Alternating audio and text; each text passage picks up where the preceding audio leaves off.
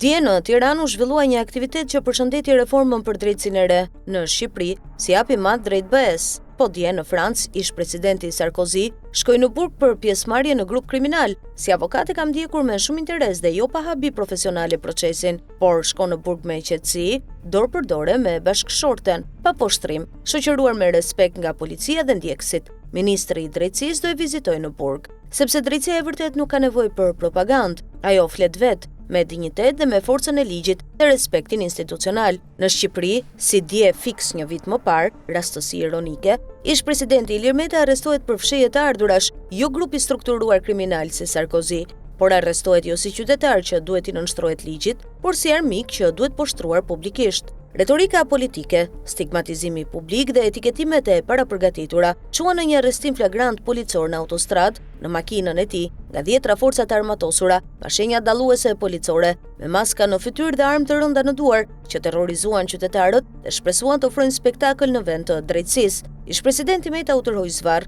u trajtua në mënyrë degraduese dhe çnjerëzore, vetëm për të prodhuar një pamje që ushqen propagandën. Në Francë, shteti dhe drejtësia tregon forcë përmes qetësisë. Në Shqipëri, shteti dhe drejtësia tregon dobësi përmes dhunës, zhurmës dhe propagandës. Sepse këtu drejtësia e re nuk zbatohet, përdoret jo për zbatuar ligjin, por për të ndërtuar fushata për agjenda politike, jo për të mbrojtur dinjitetin e drejtësisë, por për të ushqyer propagandën dhe turmat agresive. Një vit më parë kam shkruar për arrestimin policor të Ilir Metës dhe solla 7 shembuj nga Strasburgu për mënyrën si trajtohen qytetarët në një shtet ligjor. Dje, pas një viti, kontrasti është brutal. Drejtësia është institucion, drejtësia është instrument politik dhe i propagandës statistikore. Ne nuk kemi problem me ligjet, ne kemi problem me kulturën dhe mentalitetin si e duam drejtësinë, sepse na pëlqen drejtësia represive që poshtron, që i shërben propagandës, dhe jo drejtësia që i shërben qytetarit. Rasti tregon se kjo e jona nuk është drejtësi, është pushtet me maskë për të ushqyer turmat agresive në rrjetet sociale.